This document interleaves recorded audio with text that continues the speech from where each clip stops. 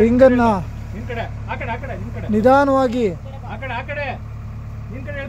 JCB ಯಂತ್ರದ ಮೂಲಕ ಇಳಿಸೋ ಅಂಥ ಒಂದು ಕೆಲಸವನ್ನು ಮಾಡ್ತಾ ಇದ್ದಾರೆ. ಮಳೆಗಾಲ ಆಗಿರೋದ್ರಿಂದ ತುಂಬಾ ಕಷ್ಟಕರವಾದಂಥ ಕೆಲಸ ಇದು. ಆತ್ಮೀಯ ವೀಕ್ಷಕರೇ, ಇವತ್ತು ನಾವು ಶಿವಮೊಗ್ಗ ತಾಲೂಕು ಮುದ್ವಾಲ ಗ್ರಾಮಕ್ಕೆ ಬಂದಿದ್ದೀವಿ. ಈ ಒಂದು ಗ್ರಾಮದಲ್ಲಿ ಪ್ರಗತಿಪರ ರೈತರಾದಂಥ ಶಶಿಕುಮಾರ್ ಅವರು ತಮ್ಮ 2 ಬೋರ್ವೆಲ್ಗಳನ್ನು ರೀಚಾರ್ಜ್ ಮಾಡಬೇಕು ಅಂತ ಕೇಳ್ಕೊಂಡಿದ್ರು. ಒಂದು ಬೋರ್ವೆಲ್ನ ನಾವು ಪರೀಕ್ಷೆ ಮಾಡಿದಾಗ ಅದು ರೀಚಾರ್ಜ್ಗೆ ಯೋಗ್ಯವಾಗಿರಲಿಲ್ಲ. ಯಾಕೆಂದರೆ ನಾವು ಹೊರಗಿಂದ ನೀರು ಕೊಟ್ಟಾಗ ಅದರಲ್ಲಿ ಬೋರ್ವೆಲ್ಲಿ ನೀರು ಉಕ್ಕಿ ಬಂದಿದ್ದನ್ನು ನೀವೆಲ್ಲರೂ ಕೂಡ ನೋಡಿದ್ದೀರಾ. ಆದರೆ ಅವ್ರದ್ದೇ ಮತ್ತೊಂದು ಬೋರ್ವೆಲ್ ಇದೆ. ಈ ಒಂದು ಬೋರ್ವೆಲ್ನ ರೀಚಾರ್ಜ್ ಮಾಡಿಕೊಡಿ ಅಂತೇಳಿ ಕೇಳ್ಕೊಂಡಿದ್ರು. ಈ ಒಂದು ಬೋರ್ವೆಲ್ನ ವಿಶೇಷವಾಗಿ ರಿಂಗ್ ಮಾದರಿಯಲ್ಲಿ 2 ಗುಂಡಿಗಳನ್ನು ಮಾಡಿ ರಿಂಗ್ ಮಾದರಿಯಲ್ಲಿ ರೀಚಾರ್ಜನ್ನು ಕಡಿಮೆ ಖರ್ಚಿನಲ್ಲಿ ಮಾಡೋ ಅಂಥ ಒಂದು ಕೆಲಸವನ್ನು ಮಾಡ್ತಾಯಿದ್ವಿ. ಯಾವ ರೀತಿಯಲ್ಲಿ ಈ ಒಂದು ರಿಂಗ್ ಮಾದರಿಯಲ್ಲಿ ರೀಚಾರ್ಜ್ ಫಿಟ್ಟನ್ನು ಮಾಡ್ತೀವಿ ಅನ್ನೋದನ್ನು ನಿಮಗೆ ತೋರಿಸ್ತೀವಿ ಸ್ನೇಹಿತರೆ. ಅದಕ್ಕಿಂತ ಮೊದಲು ಯಾರೆಲ್ಲ ನಮ್ಮ ಚಾನಲ್ನ ಹೊಸದಾಗಿ ನೋಡ್ತೀರೋ ಅವರು ನಮ್ಮ ಚಾನಲ್ನ ಸಬ್ಸ್ಕ್ರೈಬ್ ಆಗಿ ಬೆಲ್ ಬಟನ್ನ ಒತ್ತಿ ನಮ್ಮ ರೈತ ಪರ ಕಾಳಜಿಯನ್ನು ಬೆಂಬಲಿಸಿ ಅಂತೇಳಿ ಕೇಳ್ಕೊಳ್ತೀನಿ ಸ್ನೇಹಿತರೆ. ಕುಮಾರ್ ಅಂತೇಳಿ ನಾನು ಮುದ್ವಾಲ ಗ್ರಾಮದಲ್ಲಿ ಜಮೀನು ತೋಟ ಕಟ್ಟಿದ್ದೀವಿ. ಸೊ ಒಂದು 2 ಬೋರ್ ಇತ್ತು.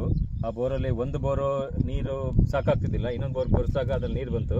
ಬಟ್ ಮಳೆ ನೀರು ಹಾಗೆ ವೇಸ್ಟ್ ಆಗ್ತಾ ಇತ್ತು. ನಾವೆಲ್ಲ ಅದನ್ನು ಇಂಗು ಗುಂಡಿ ಆಗಲಿ ಅಥವಾ ಬೋರ್ ರೀಚಾರ್ಜ್ ಆಗಲಿ ಮಾಡ್ತಿದ್ದಿಲ್ಲ. ರಮೇಶ್ ಗೌಡರು ಮತ್ತು ಅವ್ರ ತಂಡದವ್ರನ್ನ ಕೇಳಿದಾಗ ಅವರು ಬಂದು ಇಲ್ಲಿ ಪರೀಕ್ಷೆ ಮಾಡಿ ಒಂದು ಬೋರ್ ರೀಚಾರ್ಜಿಗೆ ಯೋಗ್ಯ ಇಲ್ಲ, ಇನ್ನೊಂದು ಬೋರನ್ನು ರೀಚಾರ್ಜ್ ಮಾಡ್ಬೋದು ಅಂತ ಹೇಳಿದ್ರು.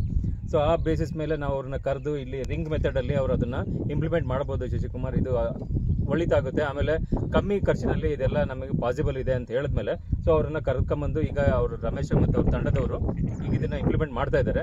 ರಿಂಗು ಎಲ್ಲ ತರಿಸಿದ್ದೀವಿ, ಗುಂಡಿ ಎಲ್ಲ ತೆಗೆಸಿದ್ದಾರೆ. ಸೊ ಇದನ್ನು ಹೇಗೆ ಅದನ್ನು ಯಾವ ರೀತಿಯಲ್ಲಿ ಅದನ್ನು ಕ್ಲಾಂಪ್ ಹಾಕಿ ಆಮೇಲೆ ಪೈಪಿಗೆಲ್ಲ ಹೋಲ್ ಮಾಡಿ ಅದನ್ನು ಮೆಶ್ ಎಲ್ಲ ಕಟ್ಟಿ ಯಾವ ಥರ ಅದನ್ನು ನಮ್ಮದಕ್ಕೆ ಸಕ್ಸಸ್ಫುಲ್ ಆಗಿ ಮಾಡ್ಕೊಡ್ತೀನಿ ಅಂತ ಹೇಳಿದ್ದಾರೆ. ಅದ್ರ ಪ್ರಕಾರ ಮಾಡ್ತಾ ಇದ್ದಾರೆ. ಸೊ ಅದನ್ನು ಹೇಗೆ ಮಾಡ್ತಾರೆ ಅನ್ನೋದನ್ನು ನೋಡೋಣಂತೆ.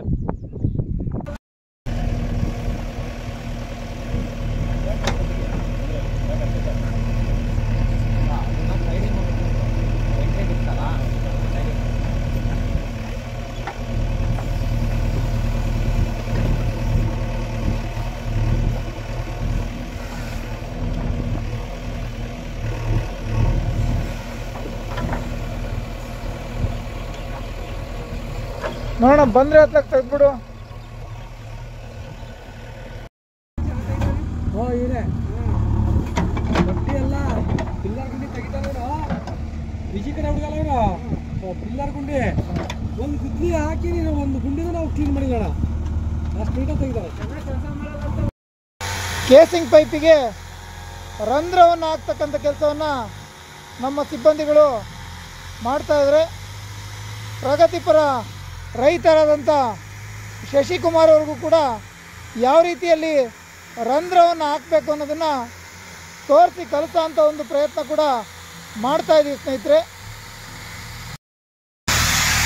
ಕೇಸಿಂಗ್ ಪೈಪಿಗೆ ರಂಧ್ರವನ್ನು ಹಾಕೋ ಸಂದರ್ಭದಲ್ಲಿ ಸ್ವಲ್ಪ ಮಳೆ ಬಂದಿದ್ದರಿಂದ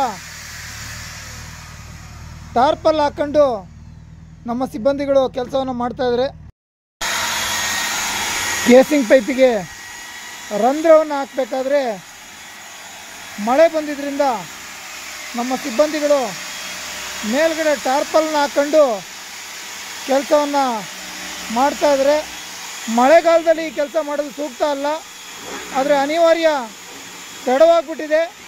ಕೆಲಸ ಮಾಡಬೇಕಾದ್ರೆ ಮಳೆ ಬಂದಿರೋದ್ರಿಂದ ಸುರಕ್ಷತೆಗಾಗಿ ಟಾರ್ಪಲ್ನ ಹಾಕ್ಕೊಂಡು ಮಾಡ್ತಾಯಿದ್ದೀವಿ. ನೀವ್ಯಾರೂ ಕೂಡ ಮಳೆ ಒಳಗಡೆ ಈ ರೀತಿ ಕೆಲಸವನ್ನು ಮಾಡಬೇಡಿ, ಯಾಕೆಂದರೆ ಸುರಕ್ಷತೆ ಇರೋದಿಲ್ಲ. ತುಂಬ ಜಾಗರೂಕತೆಯಿಂದ ಈ ಕೆಲಸವನ್ನು ಮಾಡಬೇಕಾಗುತ್ತೆ.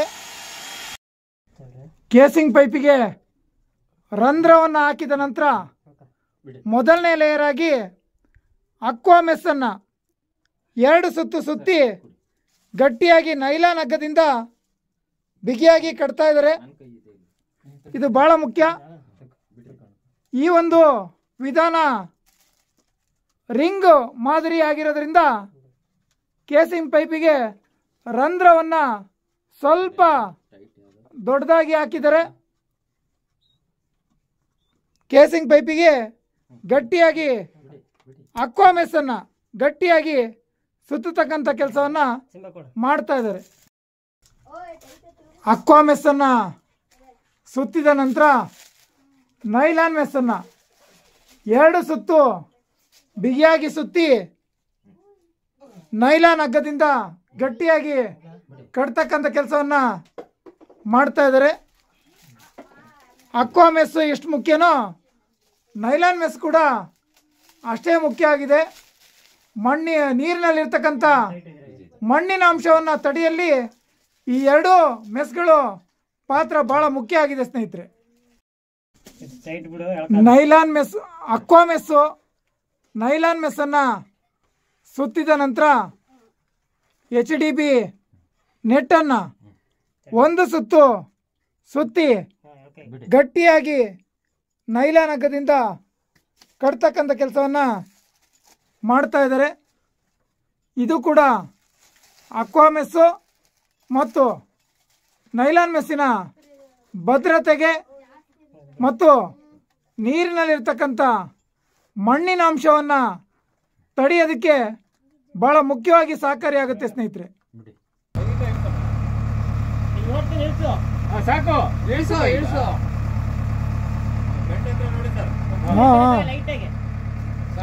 ಹೋಗ್ಲಿ, ಟಚ್ ಆಗಲ್ಲ ಹೋಗ್ಲಿ. ಅಲ್ಲಿ ಏಣಿ ಇದೆ, ಏಣಿ ಒಂದು ಹೇಳ್ಕೋಬೇಕಷ್ಟೇ. ನಿಧಾನ ಹೋಗು. ಆ ಕಡೆ ಬಾ. ಹಂಗೆ ಸ್ಟ್ರೈಟ್ ಬಾ. ನಿಧಾನ ಸ್ಟ್ರೈಟ್ ಬಾ. ಸಿಮೆಂಟ್ ಹಂಗೆ ಪ್ಯಾಕ್ ಮಾಡ್ಕೊಂಡು ಬರ್ಬೇಕಲ್ಲ. ಒಂದು ರಿಂಗಿಗೆ ದಪ್ಪ ಜಲ್ಲಿಯನ್ನು ಹಾಕಿ ಅದರ ನಂತರ ಅಕ್ವಾಮೆಸ್ಸನ್ನು ಚಾಪೆ ರೀತಿಯಲ್ಲಿ ಹಾಸ್ತಾ ಇದ್ದೀವಿ. ಯಾಕೆಂದರೆ ನಾವು ಎಷ್ಟೇ ಫಿಲ್ಟ್ರ್ ಮಾಡಿದ್ರೂ ನೀರಿನಲ್ಲಿ ಸಣ್ಣ ಸಣ್ಣ ಮಣ್ಣಿನ ಅಂಶ ಬಂದರೆ ಅದು ಕಂಟ್ರೋಲ್ ಆಗಲಿ ಅಂತೇಳಿ ಈ ಒಂದು ಅಕ್ವಾಮೆಸ್ಸನ್ನು ರಿಂಗಿನಲ್ಲಿ ಹಾಕಿದಂಥ ದಪ್ಪ ಜಲ್ಲಿಯ ಮೇಲೆ ಹಾಸಿಗೆ ರೀತಿಯಲ್ಲಿ ಚಾಪೆ ರೀತಿಯಲ್ಲಿ ಹಾಸಿದ್ದೀವಿ ಸ್ನೇಹಿತರೆ. ಅದರ ನಂತರ ನಿಧಾನ ಹೋಗಕ್ಕೆ ಅದ್ರ ಮೇಲ್ಗಡೆ 20 mm ಕಿಸ್ರಾಕ್ಬೇಡಿ 20 mm ಜಲ್ಲಿಯನ್ನು ನಿಧಾನವಾಗಿ ಹಾಕ್ತಿದ್ದೀವಿ. ಸರಿ ಮಾಡಿರಿ 20 mm ಜಲ್ಲಿ ನಂತರ ಮತ್ತೆ ಮೆಸ್ಸನ್ನು ಹಾಕಲಾಗುತ್ತೆ. ಈಗ ಅಕ್ವಾ ಮೆಸ್ಸನ್ನು ಹಾಸಿದ ನಂತರ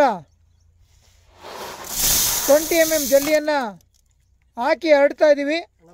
ಇದ್ರ ನಂತರ ಇದ್ರ ಮೇಲೆ ನೈಲಾನ್ ಮೆಸ್ಸನ್ನು ಕೂಡ ಹಾಸ್ತಾ ಇದ್ದೀವಿ. 20 mm ಜಲ್ಲಿಯನ್ನು ಹಾಕಿದ ನಂತರ ನೈಲಾನ್ ಮೆಸ್ಸನ್ನು ಚಾಪೆ ರೀತಿಯಲ್ಲಿ ಹಾಸಿ ಅದ್ರ ಮೇಲೆ 6 mm ಜಲ್ಲಿಯನ್ನು ಹರಡೋ ಅಂತ ಒಂದು ಕೆಲಸವನ್ನು ಮಾಡ್ತಾ ಇದ್ದೀವಿ. ನಿಧಾನವಾಗಿ ಈಸ್ಕೊಂಡು ಹಾಕ್ತೀಯ, ನಿಧಾನವಾಗಿ 6 mm ಜಲ್ಲಿಯನ್ನು ನೈಲಾನ್ ಮೆಸ್ಸಿನ ನಂತರ ಹಾಕಿ ಹರಡ್ತಾ ಇದ್ದೀವಿ. 6 mm ಜಲ್ಲಿಯನ್ನು ಈ ರೀತಿಯಲ್ಲಿ ಹಾಕಿ ಹರಡೋದ್ರಿಂದ ನೀರಿನಲ್ಲಿ ಮಿಶ್ರಣ ಆಗಿರ್ತಕ್ಕಂಥ ಮಣ್ಣಿನ ಕಣಗಳನ್ನು ತಡೆಯೋದಕ್ಕೆ ಈ ಒಂದು ಸಣ್ಣ ಜಲ್ಲಿಗಳು ಸಹಾಯವಾಗುತ್ತೆ. ಅದಕ್ಕೋಸ್ಕರ ಈ ಒಂದು 6 mm ಜಲ್ಲಿಯನ್ನು ಹರಡುವಂಥ ಕೆಲಸವನ್ನು ಮಾಡ್ತಾ ಇದ್ದೀವಿ. ಹೇಳಿ ಅಲ್ಲಿ ಅವಾಗ ಇನ್ನೂ ಕಮ್ಮಿ ಆಗುತ್ತೆ ಅದು. ಹೇಳಿ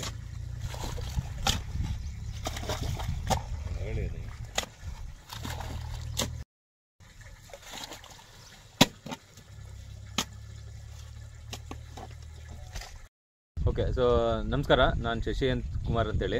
ಸೊ ಒಂದು 2-3 ತಿಂಗಳಿಂದ ನಾವು ಬೋರ್ವೆಲ್ ರೀಚಾರ್ಜ್ ಮಾಡಬೇಕು ಅನ್ನೋ ಪ್ರೋಸೆಸ್ಸನ್ನು ರಮೇಶ್ ಗೌಡ್ರ ಹತ್ರ ಕೇಳ್ತಾ ಇದ್ವಿ. ಅವ್ರು ಹೇಳಿದ್ರೆ ಆದಷ್ಟು ಬೇಗ ಮಾಡಬೇಕು ಅಂತ. ಬಟ್ ಕಾರಣಾಂತರಗಳಿಂದ ನಾವು ಮಾಡೋಕ್ಕಾಗಲಿಲ್ಲ.